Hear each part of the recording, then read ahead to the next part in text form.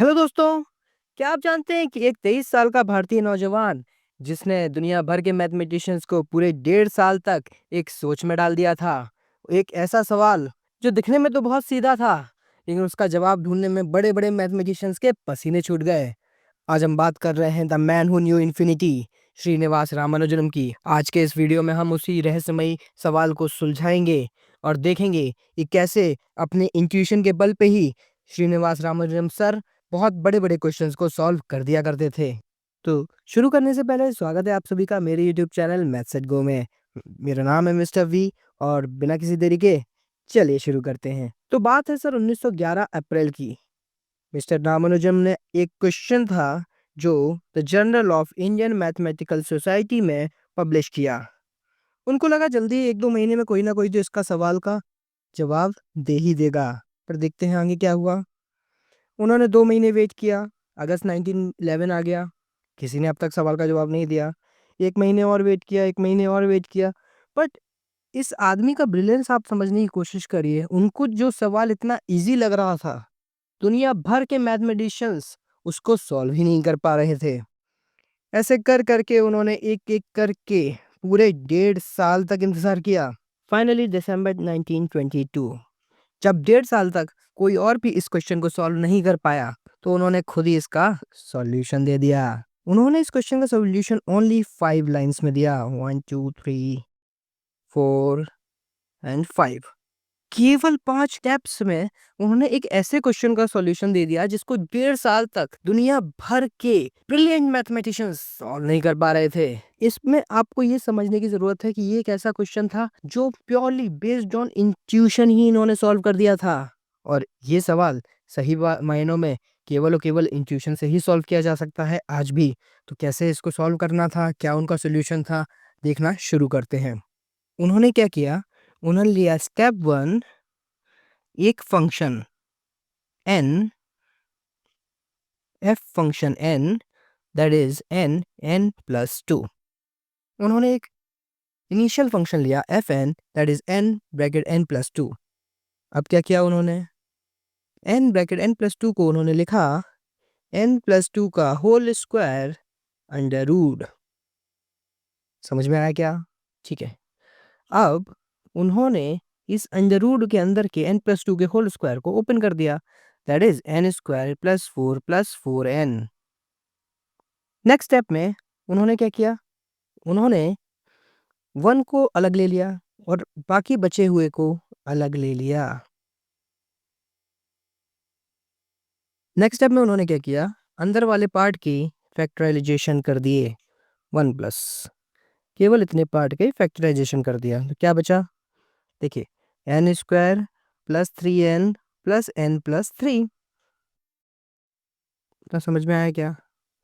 Next क्या मिल जाएगा, n common ले लेंगे, n प्लस 3 प्लस 1 कॉमन ले लेंगे, n प्लस 3।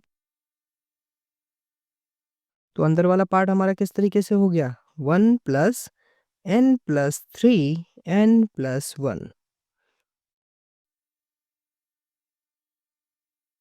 ये बात समझ में आई क्या?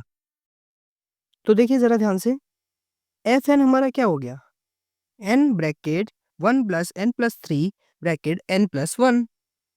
सही है। अब जरा थोड़ा सा इधर पे गौर करिएगा, रफ वर्क कर रहे हैं। एफ एन बराबर है n ब्रैकेट n प्लस 2, ये हमने यहाँ पे लिया हुआ है। तो एफ एन प्लस 1 क्या होगा, n प्लस 1, जहाँ जहाँ n है वहाँ n प्लस 1 रख देंगे ना, n प्लस 1 प्लस 2, यानी कि n प्लस 1 n प्लस 3। ये क्लियर हो रहा है क्या? ओके। तो जरा गौर से देखिए, क्या ये हिस्सा एफ एन प्लस 1 नहीं है? देखिए, तो ये किसके बराबर हो जाएगा, n root 1 plus f n plus 1। तो उन्होंने एफ एन और एफ एन प्लस 1 में इस तरीके का एक रिलेशन स्टैब्लिश किया। इसको इक्वेशन ये मान लेंगे, ठीक है। अच्छा चलिए, अब इसी इक्वेशन में n की जगह n प्लस 1 रखिए। क्या हो जाएगा, n plus 1 root of 1 plus एफ n प्लस 2 हो जाएगा क्या? जहाँ जहाँ n है वहाँ n प्लस 1 रखा तो n प्लस 2 हो जाएगा। इसको मैं क्या करूँगा, इन इक्वेशन ए, तो क्या आ जाएगा मेरा एफ एन बराबर n root 1 + n+1 root 1 + f n+2। देखें, इस पूरे हिस्से को मैं यहाँ रखूंगा तो ये हो जाएगा n root 1 + n+1 root 1 + f n+2। सही है। सिमिलरली हम इस पूरी इक्वेशन को सिमिलरली इसी फैशन में आगे बढ़ा सकते हैं क्या, देखिए n+1 root 1 + n+2 root 1 + f n+3, ऐसा भी तो कर सकते हैं ना। सिमिलरली इसी फैशन में ये खुलता चला जाएगा, तो यानी कि एफ एन की वैल्यू इसी तरह से जब हम करते रहेंगे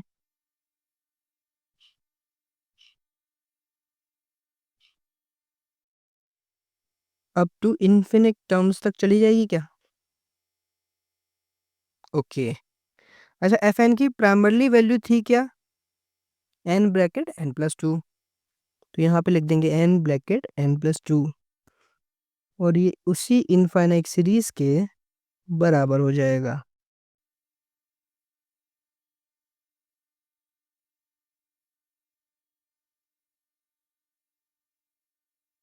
अब बस हमें क्या करना है, put n = 1, 1 × 1 + 2 = 1 root 1 + 1 + 1 root 1 + 1 + 2 root 1 + up to infinite terms, तो ये क्या हो जाएगा, 3 =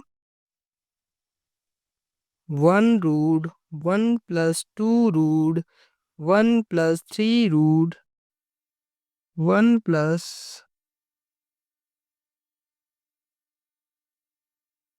और देखिए क्या क्वेश्चन में यही है, root 1 + 2 root 1 + 3 root 1 + infinite terms.